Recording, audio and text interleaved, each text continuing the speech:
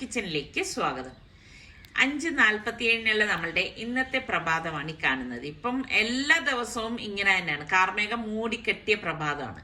ഇപ്പൊ രാവിലെ തന്നെ ഞാൻ വ്യത്യസ്തമായിട്ടുള്ള ഒരു ബ്രേക്ക്ഫാസ്റ്റ് ഐറ്റമാണ് തയ്യാറാക്കാൻ പോകുന്നത്. അപ്പൊ അതിന് വേണ്ടിയിട്ട് മുട്ട ഞാൻ പുഴുങ്ങാനായിട്ട് വെക്കാണ്.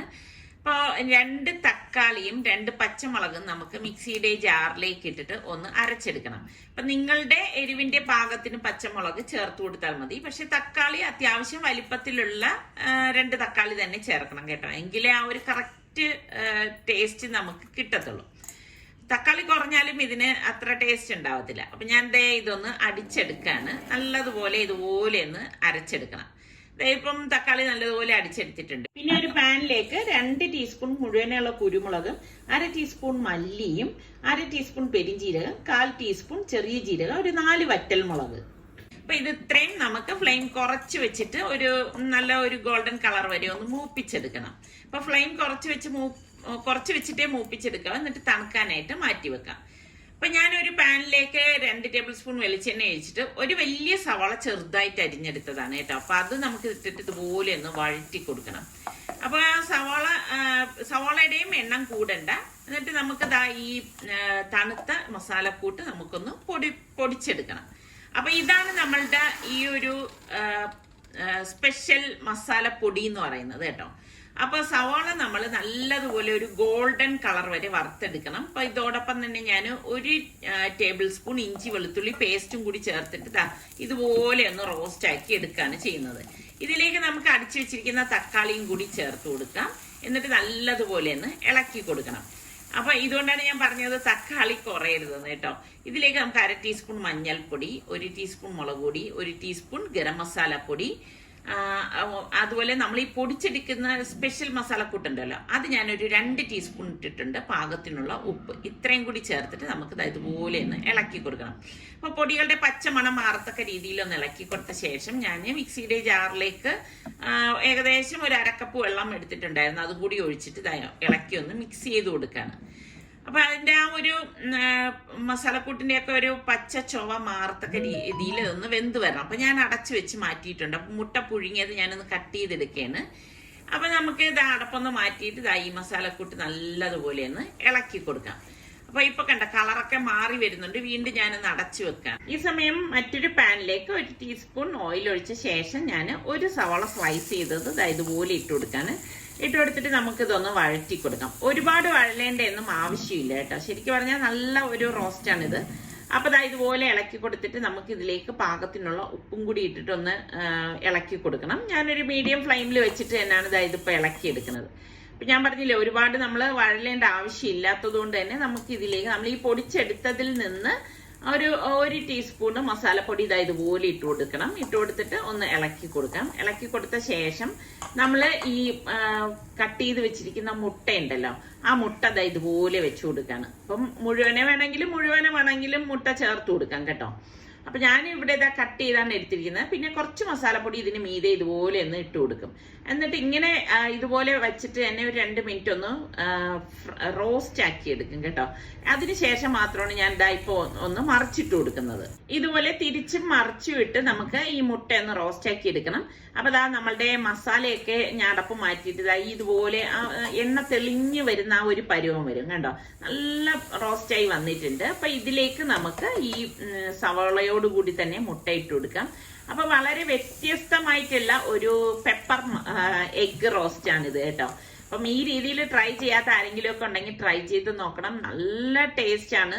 അപ്പൊ ഇത് ഇടിയപ്പം, അപ്പം, ഇതിൻ്റെ കൂടെ കഴിക്കാൻ പറ്റിയൊരു ഐറ്റമാണ് കേട്ടോ. ഗ്രേവി ഉണ്ടാവത്തില്ല, ഇങ്ങനെ ഡ്രൈ ആയിട്ടുള്ള ഒരു റോസ്റ്റ് ആയിരിക്കും. കുറച്ച് മല്ലിയിലൂടെ നമുക്ക് അരിഞ്ഞ് കുറച്ച് അധികം ഇട്ട് കൊടുക്കണം കേട്ടോ, എങ്കിലാണ് ഇതിന്റെ ഒരു ടേസ്റ്റ് ഇരിക്കുന്നത്.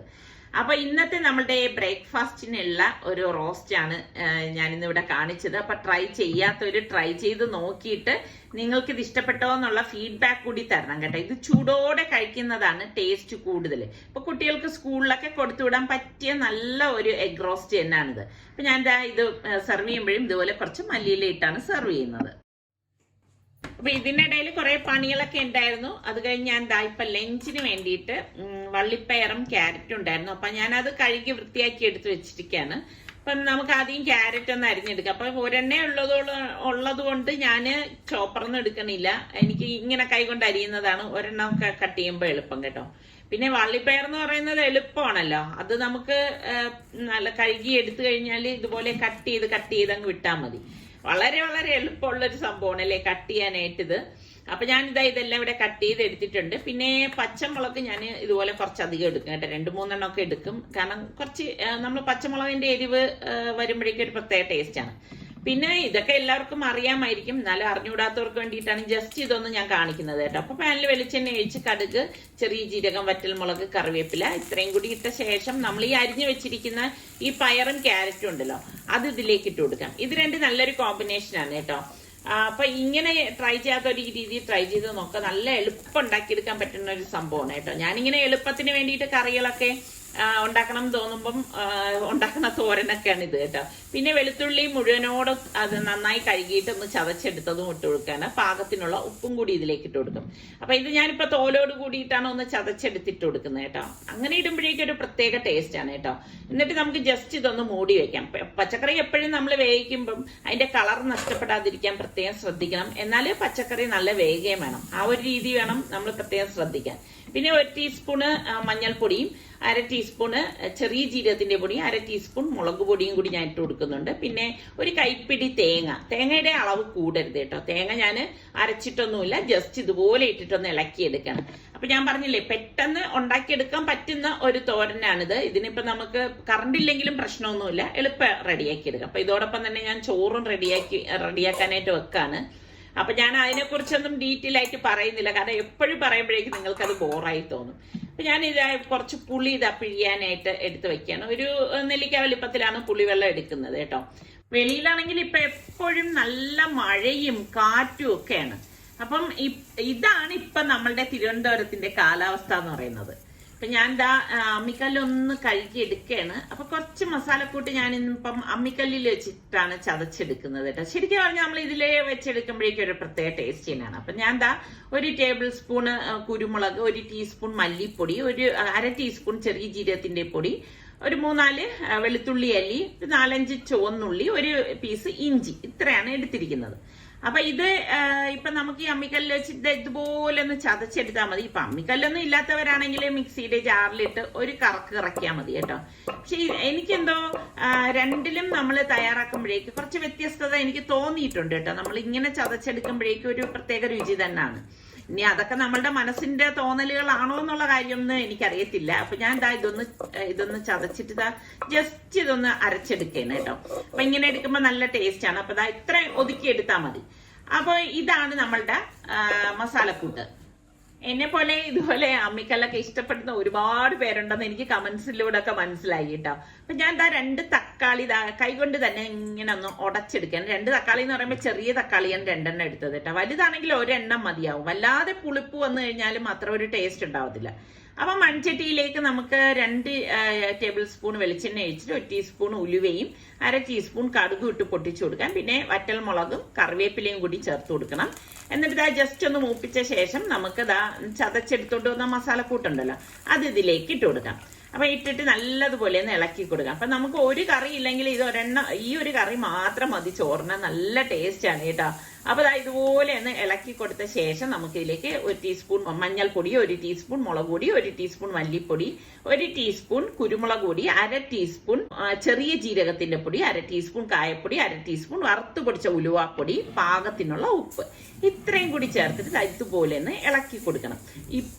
ഇപ്പൊ തന്നെ നല്ല മണം വരുന്നുണ്ട്. ഇതോടൊപ്പം നമ്മൾ ഈ ഉടച്ചു വെച്ചിരിക്കുന്ന തക്കാളിയും കൂടി ചേർത്ത് ഒന്ന് മിക്സ് ചെയ്ത് കൊടുക്കാം.